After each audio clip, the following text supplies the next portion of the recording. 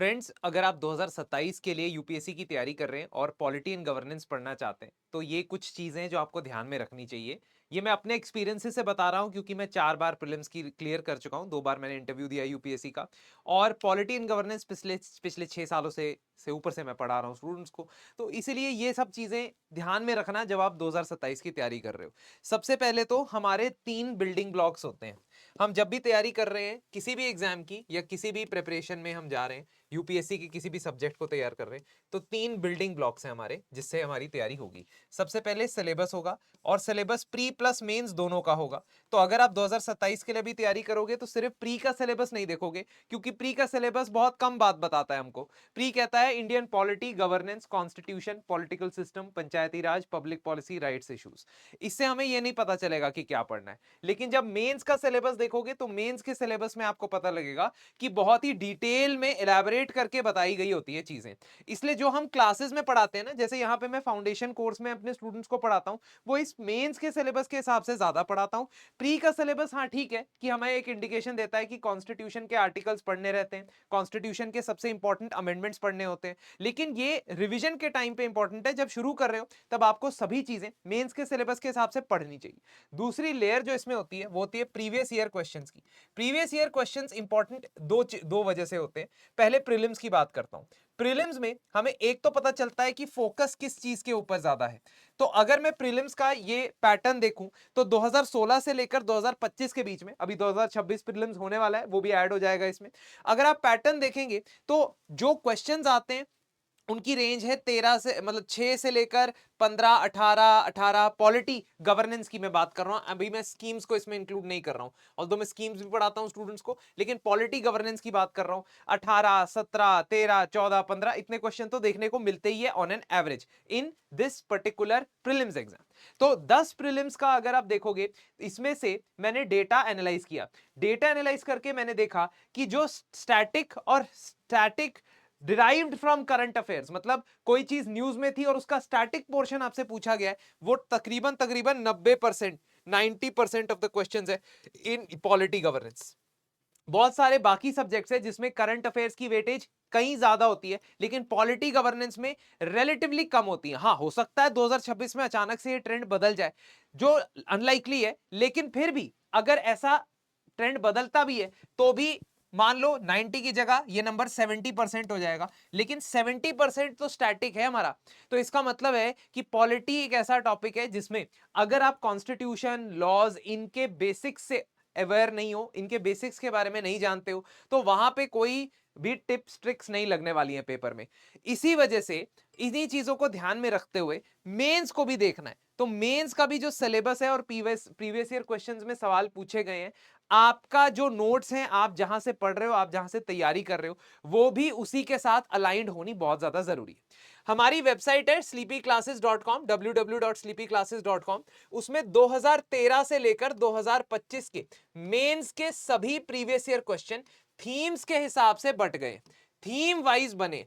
तो अगर एक थीम पॉलिटी के अंदर आती है जिसको हम कहते हैं सेपरेशन ऑफ पावर्स, तो सेपरेशन ऑफ पावर्स में से जितने भी सवाल पूछे गए हैं मेंस के पेपर के अंदर, वो आपको एक ही जगह पे कलेक्टेड मिल जाएंगे। इसलिए आप उसको अपनी सेल्फ स्टडी के साथ भी इस्तेमाल कर सकते हो। जब आपका टॉपिक खत्म होता है उसके सवाल लगाने शुरू करो, क्वेश्चंस आंसर करने शुरू करो। खैर, ये मेरा अप्रोच रहता अगर मैं खुद पॉलिटी गवर्नेंस पढ़ रहा होता अभी एग्जाम के लिए, कि मैं सबसे पहले मेंस के सिलेबस के हिसाब से टॉपिक्स कवर करता रहता, और टॉपिक्स कवर करने के बाद थीम वाइज पॉलिटी के प्रीलिम्स के क्वेश्चन और थीम वाइज मेंस के, ठीक है, पॉलिटी के मेंस के क्वेश्चन ये करता। तो this has to be the approach. इसका मतलब मेरी जो 3 लेयर की थ्योरी थी, उस 3 लेयर की थ्योरी में सेकेंड लेयर मुझे प्रीवियस ईयर क्वेश्चन रखनी है। थर्ड और फाइनल लेयर इसके अंदर होगी cherry of the cake, that is current affairs.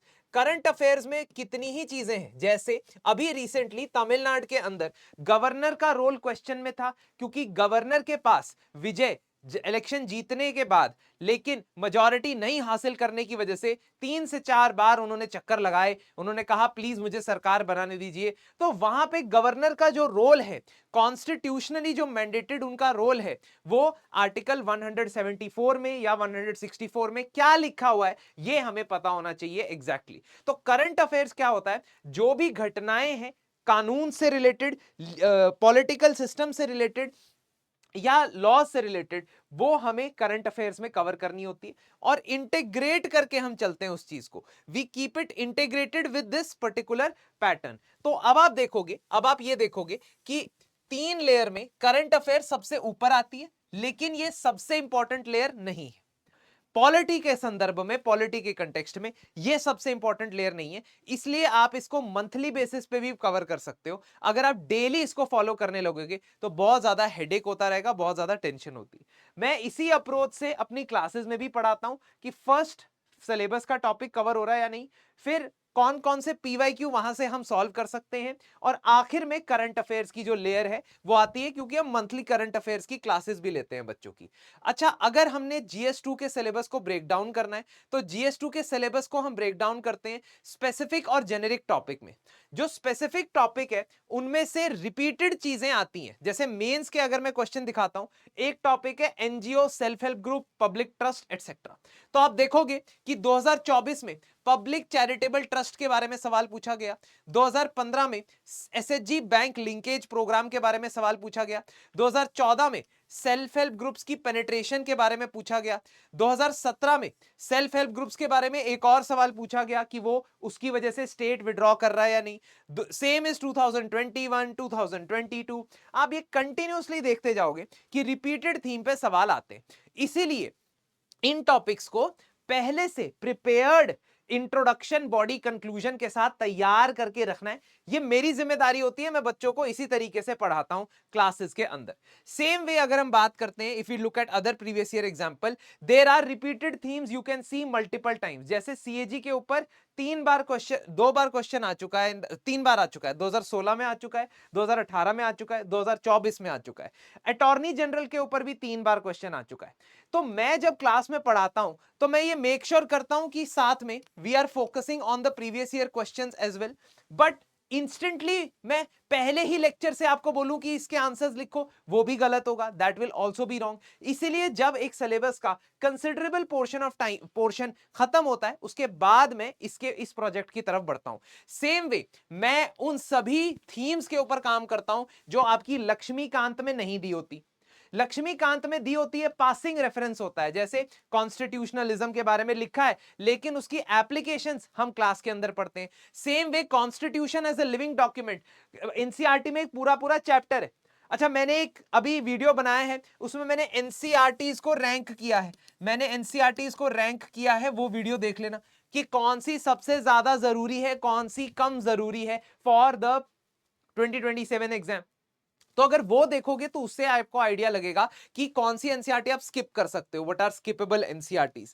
इसके साथ साथ मैं हर एक पॉलिटिकल फिलॉसफी के टॉपिक को भी डिटेल में डिस्कस करता हूं अपनी क्लास में। जैसा मैंने डेमोक्रेटिक सोशलिज्म और सोशल डेमोक्रेसी, कम्युनिस्टिक सोशलिज्म या मार्क्सिज्म, गांधीज्म और मार्क्सिज्म का कंपैरिजन, ये क्लासरूम के अंदर करता हूं ताकि मेंस के अंदर बच्चे आंसर लिख पाए। मेरा टारगेट मात्र इतना नहीं है कि बच्चे प्रीलिम्स क्लियर कर दे, क्योंकि ये टारगेट लेके दुनिया में यूट्यूब पे बहुत जनता चली हुई है, आ जाओ प्रीलिम्स क्लियर करते हैं, आ जाओ प्रीलिम्स क्लियर करते हैं। उसके बाद क्या, 250 मार्क्स का पेपर आता है लिखने को मेंस में, पॉलिटी गवर्नेंस 200 मार्क्स की आती है, वहां कैसे आंसर लिखोगे? यही सेम प्रॉब्लम फेस कर रही थी आकृति, रैंक 93, जिन्होंने इस बार अपने पॉलिटी गवर्नेंस के स्कोर को 116 कर दिया है। सेम प्रॉब्लम फेस कर रही थी कि उन्होंने बहुत सारे पीवाईक्यू पढ़ रखे थे, उन्होंने सिलेबस कवर किया हुआ था, लेकिन आंसर कैसे लिखना है इसके लिए कोई उनके पास सॉल्यूशंस नहीं आ रहे थे। खास तौर पे GS2 की अगर मैं बात कर रहा हूं तो उसमें where we had her as part of our programme in the mains, और उनको हमने किस तरीके से आंसर राइटिंग के कैरेक्टर में मोल्ड किया है, वो अपने आप में एक बहुत ही बढ़िया कहानी है। उनका एफर्ट बहुत ज्यादा लगा और उन्होंने दिखाया ये डेडिकेशन कि जो जो इनपुट्स उनको मिलते थे उसको कैसे इनकॉर्पोरेट करें। ठीक है, in fact she used to ask for mentorship calls every week, है ना, एवरी वीक, हर हफ्ते मेंटरशिप कॉल होती थी और हर हफ्ते हम डिस्कस करते थे कि उनके आंसर में क्या चीज सही है क्या गलत है। इस लेवल तक हम डिस्कस करते हैं स्टूडेंट्स के साथ। अब अगर आप सोर्सेज की बात करें तो मेरी नजर में of course Laxmikanth is a source जो आपको प्रीलिम्स क्लियर करवा सकता है, लेकिन वो मेंस के लिए बहुत ज्यादा रेलेवेंट तो नहीं है। इसीलिए न्यूज़पेपर रेगुलर रहना, योजना मैगजीन्स जो रेलेवेंट होती हैं, पीआरएस पीआरएस लेजिस्लेटिव रिसर्च की वेबसाइट जिसमें लेटेस्ट बिल्स और लेटेस्ट सेशंस में क्या क्या बिल्स आए, है ना, उसकी बहुत अच्छी डिटेल्स मिलती हैं। योजना मैगजीन्स कई सारी रेलेवेंट होती हैं, कई सारी रेलेवेंट इतनी नहीं होती, है ना, जैसे ये स्पोर्ट्स वाली आप स्किप कर दो, है ना, मान लो, या सिनेमा वाली स्किप कर दो, अगर क्वेश्चन आ भी गया तो एक ही आएगा। लेकिन कुछ बहुत ही इंपॉर्टेंट योजना मैगजीन्स होती है, जैसे मुझे याद है सिविल सर्विसेज के ऊपर या role of civil services in democracy जो हमारे सिलेबस का टॉपिक है, उस पे एक योजना मैगजीन आई हुई है और उसको मैंने अपने गवर्नेंस के लेक्चर्स के अंदर इनकॉर्पोरेट किया हुआ है स्टूडेंट्स के लिए। So that is the idea कि हम लोग क्या 3 लेयर पे काम करते हैं, हम लोग 3 लेयर पे काम करेंगे और आप भी इन्हीं 3 लेयर्स पे काम करोगे। सिलेबस का specific topic, and I am talking about mains not pre. फिर उसके बाद उसके थीम के ऊपर पूछे गए पीवाईक्यू, ये आप हमारी वेबसाइट से डाउनलोड कर लो, अपनी पढ़ाई के अंदर इस्तेमाल करो। एंड लास्टली करंट अफेयर्स को इसमें इंटीग्रेट करो, क्योंकि करंट अफेयर्स पे डायरेक्टली क्वेश्चन भी आ सकता है और करंट अफेयर्स को आप अपने आंसर्स के अंदर भी इंक्लूड कर सकते हो। हमेशा जब भी तैयारी करोगे पहले फेज में, मई से लेकर अगस्त सितंबर तक, जो ये अभी 4 महीने अगले, उसमें ये नहीं सोचना कि मैंने प्रीलिम्स की तैयारी करनी है या मेंस की तैयारी करनी है। मैंने सब्जेक्ट को समझना है और जो भी पेपर आता है प्री का या मेंस का, उसकी डिमांड के हिसाब से तैयार करना है। तो ये 3 लेयर्स में अगर पढ़ाई होगी तभी हमारा रैंक आएगा, और यही चीज हम इंश्योर करते हैं अपने मेंटरशिप बैचेस में, अपने फाउंडेशन बैचेस में। तो ये 10th मई जो आज की तारीख है, इस दिन हमारा इनटेक बंद होने वाला है। We are going to stop the first cohort of the foundation. हम लिमिटेड स्टूडेंट्स को इसलिए एनरोल करना चाहते हैं क्योंकि हम चाहते हैं हम उन्हें पर्सनलाइज्ड अटेंशन दें। अनलाइक बहुत सारे इंस्टीट्यूशंस जो बहुत सारे ढेर सारे बच्चों को भर्ती कर लेते हैं, लेकिन पर्सनलाइज्ड अटेंशन की कहीं ना कहीं कमी रहती है। तो ये जो प्रोग्राम है हमारा फाउंडेशन प्रोग्राम, उसमें हम प्रीलिम से लेकर मेन से लेकर इंटरव्यू तक एंटायर प्रोसेस के दौरान आपको गाइडेंस प्रोवाइड करेंगे। अगर आप इसमें एनरोल करना चाहते हैं हमारी वेबसाइट पे जरूर जा सकते हैं। सेल्फ स्टडी के लिए आप नेक्स्ट 2027 के लिए किस टॉपिक के ऊपर मैं से चाहते हैं वीडियो बनाऊं, प्लीज मुझे कमेंट सेक्शन में जरूर बताइएगा। धन्यवाद, और होपफुली आपसे जल्द मुलाकात होगी। ये जो मैंने बातें बताई हैं पॉलिटी के लिए, प्रीलिम्स के पर्सपेक्टिव से, मेंस के पर्सपेक्टिव से, और कैसे क्वेश्चंस या थीम्स की रेपिटेशन को हम ध्यान में लेके चलते हैं, ये चीज आप अपनी तैयारी में जरूर इनकॉर्पोरेट कीजिएगा। धन्यवाद, thank you, and have a very nice week ahead.